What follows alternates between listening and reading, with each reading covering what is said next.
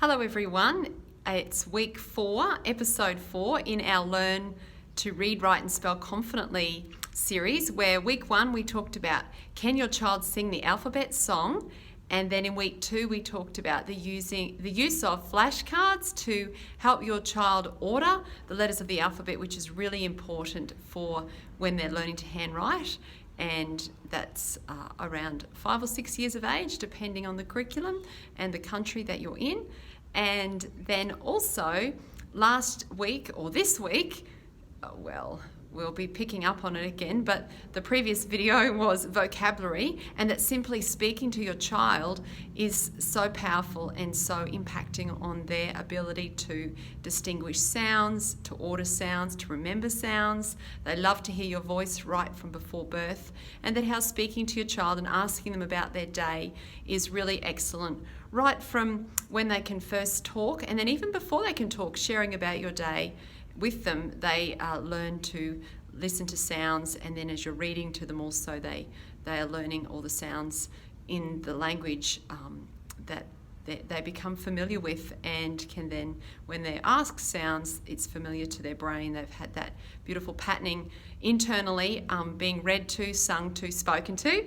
And then this week we are covering or introducing just the tip of the iceberg, really. There's so much, but just in a few minutes today, exploring as your child is growing and expressing an interest in pretending to write, and they're making their first scribbles on the page. And that's so exciting when they want to pick up a crayon and they want to draw or scribble. And I encourage you to have a little table or a spot on the floor or outside, somewhere where they can explore with all different types of drawing mediums. So they can use crayons, they can use chalk, they can use pencils, they can use paint, which can be messy. They can use shaving cream, which is messy also, or they can use water in a bucket with a big paintbrush on the fence palings. And there's so many ways that your child can explore shapes, which is really the precursor to letters, because letters are made of shapes. So encouraging them to paint circles, draw circles, triangles, squares, rectangles.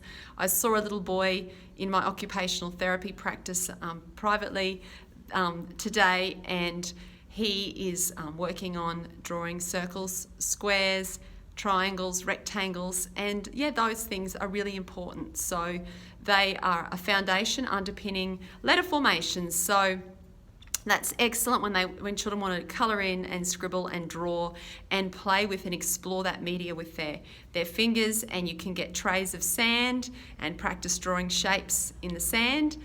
Or a sand pit. Shaving cream is something that's really fun.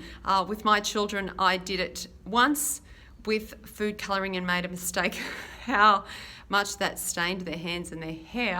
I thought this will be fun. We'll add blue and red and yellow.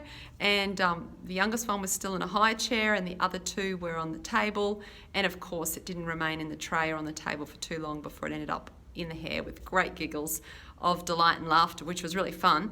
But after that, I just kept it white. And so shaving cream, you can also use Play-Doh to roll out shapes and make circles and squares and rectangles, straight lines, curvy lines, even if their shape ends don't match, which is when the circle is like this and they're drawing it. If they're drawing it and it's not quite joining up, or the triangle isn't quite joining up, it doesn't matter.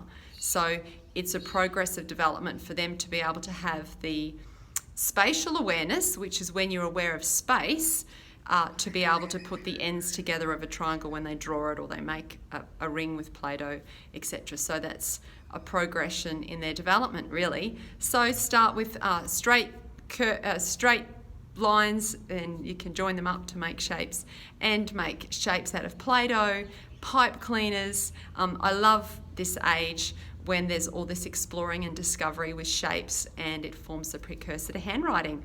So enjoy, and your children or students that are in your care that are ready to learn to form their initial letters, and they're learning their name. That's one of the first things children want to learn to write.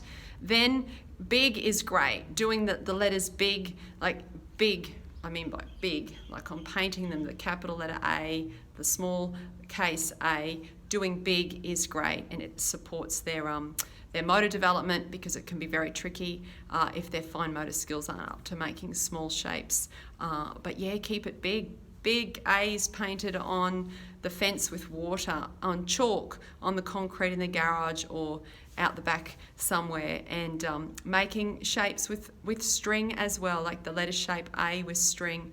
And there's so much you can do with shapes and then moving into letter shapes in a big way before children are ready to write small on the lines. And we'll talk more next time about other avenues that you can use to develop your children's pre-writing and writing skills. So hope you've enjoyed that, and don't forget when they're doing it, if they can't sing the alphabet song in order yet, work on that, keep it fun, not a job or a labour, but just as they're growing and they're there with you. Doing the alphabet is so wonderful for their ear and for their memory to be able to order those letters A to Z. And then using the flashcards to order them A to Z, whether you've got uppercase or lowercase flashcards at this point, it doesn't really matter. My flashcards have the capital letter and the lowercase on the same card. And then talking to your children and asking them, and they love to talk.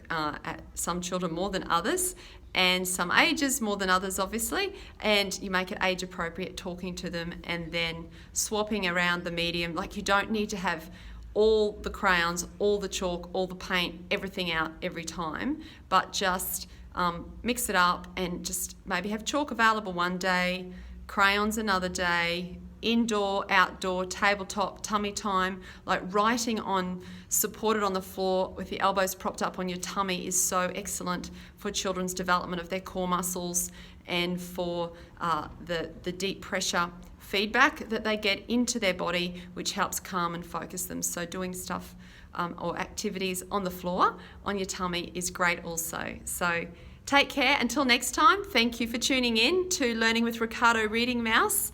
And yeah, check out my products on my website, ricardoreadingmouse.com.au, and stay tuned for upcoming trainings face-to-face around Logan. I'm doing some workshops and then also online soon. Thank you so much. Bye.